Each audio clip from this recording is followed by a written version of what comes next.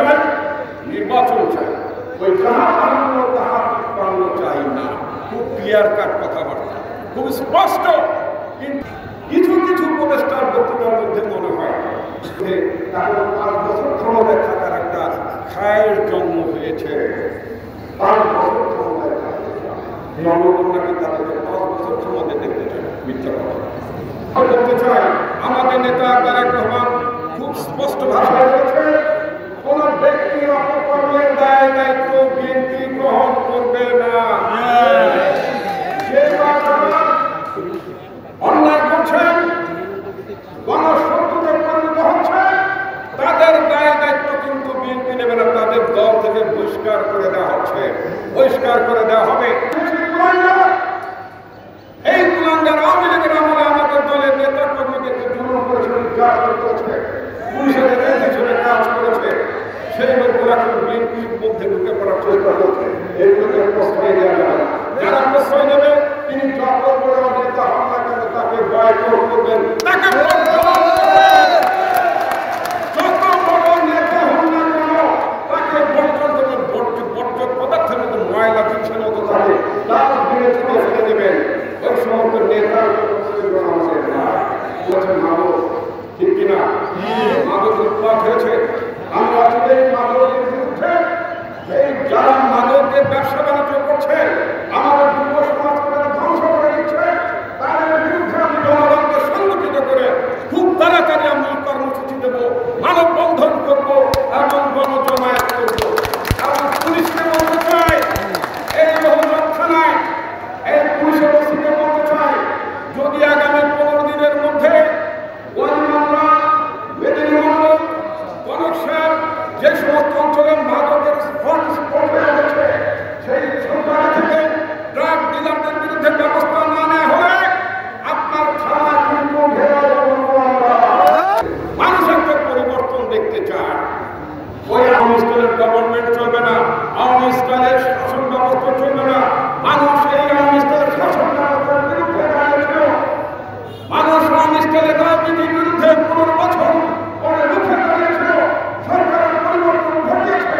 আরেকটি আওয়ামী স্টাইলের সরকার, আরেকটি আওয়ামী স্টাইলের রাজনীতি, আওয়ামী স্টাইলের পার্লামেন্ট দেখার জন্য মানুষ জীবন দেয়। বাংলাদেশের পরিবর্তন চায়। আমরা বাংলাদেশে জনগণের শাসন চাই। আমরা বাংলাদেশে কোন মোগল সম্রাট, কোন জমিদার চাই না। একজন জমিদার নির্বাচিত হয়ে 5 বছরের জন্য তিনি মনে করবেন আমি তো জমিদার হয়ে গেছি, আমাকে 5 বছরের জন্য আমি ভোট দিতে না। আমরা এমন ব্যবস্থা চাই, আপনি যখন জনগণের বিরুদ্ধে যাবেন তারপরে আপনাদের ক্ষমতা থেকে, পার্লামেন্ট থেকে আপনার অনাস্থা যেটাতে নামানো যায় সেই ব্যবস্থা আছে। সেইটার নাম সংস্কার। আমরা বছর অন্তর্বর্তীকালীন সরকার, তার মানে আপনি একটা ওয়েটিং স্টেশনে আছেন, মাঝের একটি সরকার, টেম্পোরারি সরকার, মানে অন্তর্বর্তীকালীন সরকার। ইংরেজিতে তাকে বলে ইন্টারিম গভর্নমেন্ট। ইন্টারিম গভর্নমেন্টে 5টা পরিকল্পনা করা। ইন্টারিম গভর্নমেন্টে বিমানবন্দর বানাবার কাজ না। ইন্টারিম গভর্নমেন্টে বাংলাদেশকে সিঙ্গাপুর বানানোর কাজ হতো। আমি সিঙ্গাপুর বানাতে চাইতো, তাদের কাজটা কি? তাদের কাজ হচ্ছে বাংলাদেশটাকে ভবিষ্যতে সিঙ্গাপুরের বড় দেশ করে। তাদের কাজ হচ্ছে বাংলাদেশ যাতে এখানে আন্তর্জাতিক মানের বিমানবন্দর হতে পারে, মানুষের কর্মসংস্থান হতে পারে, বাংলাদেশের বিনিয়োগ হতে পারে, আমাদের ছেলেমেয়েরা ভালো শিক্ষা গ্রহণ করবে, ভালো বিশ্ববিদ্যালয় হবে, ভালো কলেজ হবে, শিক্ষকরা ভালোভাবে প্রদান করবে, আইন শৃঙ্খলা ঠিক থাকবে, বাড়াবাড়ি থাকবে না। এমন একটি ব্যবস্থার সূচনা তারা করে দিয়ে যাবে, পথটা তৈরি করে দিয়ে যাবে। পথটা যেমন আজকের মিটিংয়ের আয়োজন হয়েছে বলে মিটিং করতে পারছি, কিন্তু আমি কি মনে করতে পারি যে আমার এই স্টেজ যেমন পর্যন্ত চলবে, 5 বছর পর্যন্ত চলবে। আপনারা 5 বছর ধরে শুনবেন। জনগণ একটি জবাবদিহিমূলক সরকার চায়। জনগণ ভোট দিতে চায়। ভোটের মাধ্যমে জনগণ সরকার প্রতিষ্ঠা করতে চায়। বাংলাদেশ সংবিধান স্পষ্ট করে রাখা আছে, জনগণের প্রত্যক্ষ ভোটে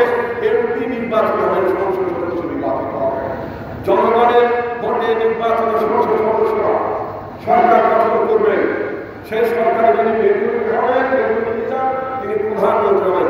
এর বাইরে সংবিধানে অন্য কোনো কথা রাখা নাই। এটা চলতো না গত 15 বছর। সেই জন্য ব্যবস্থার পরিবর্তন করেছে এবং এটার জন্য সংগ্রাম হয়েছে, এটার জন্য মানুষ জীবন দিয়েছে, এটার জন্য বিপ্লব হয়েছে, এটার জন্য অভ্যুত্থান হয়েছে। সুতরাং শহীদের রক্তের যে চেতনা, সেটা মনে রাখতে হবে, ধারণ করতে হবে। আমাদের মনে প্রধান উপদেষ্টা উদ্ভূত পরিস্থিতির একটি অন্তর্বর্তীকালীন সরকার। সুতরাং এই সরকারের ভিত্তি হচ্ছে বাংলাদেশের বর্তমান সংবিধান। এই সংবিধানের যে কোনো ধারা উপধারা আমরা বদলাতে পারবো, কিন্তু সেটাকে নির্বাচন সংসদের মাধ্যমে অন্য কোনো মাধ্যমে বদলালে সেটা বেআইনি হবে। সেই বেআইনি পরিবর্তন বাংলাদেশের জন্য ভালো হবে না। বাংলাদেশের জন্য ইতিমধ্যে অনেক বিপজ্জনক কাজ হয়েছে, বাংলাদেশের সার্বভৌমত্বের জন্য অনেক হুমকির কাজ হয়েছে।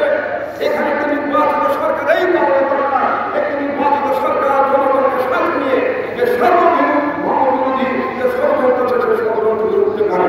আপনারা লক্ষ্য করেছেন বাংলাদেশের বুক চিরে ভারতের ট্রাকগুলো, 16 টাকার ট্রাকগুলো, বড় বড় ট্রাকগুলো বাংলাদেশের সীমানার উপরে বাংলাদেশ জায়গার উপরে তারা এখানে চলাচল করে। কলকাতা থেকে আসছে, আরো সেই 7 সিস্টার, ওই মেঘালয় বলেন, শিলং বলেন, ওখানে আপনার মণিপুর বলেন, আসাম বলেন, ত্রিপুরা বলেন, এই সমস্ত রাজ্যে ভারতের মালামাল যাচ্ছে। বাংলাদেশের মাটি ব্যবহার করে, বাংলাদেশের রাস্তা ব্যবহার করে, বাংলাদেশের বুক চিরে সরকার রাস্তা বানিয়েছে আমার বিগত সরকার। সেই রাস্তা ব্যবহার করে ভারতের ট্রাকগুলো যাচ্ছে।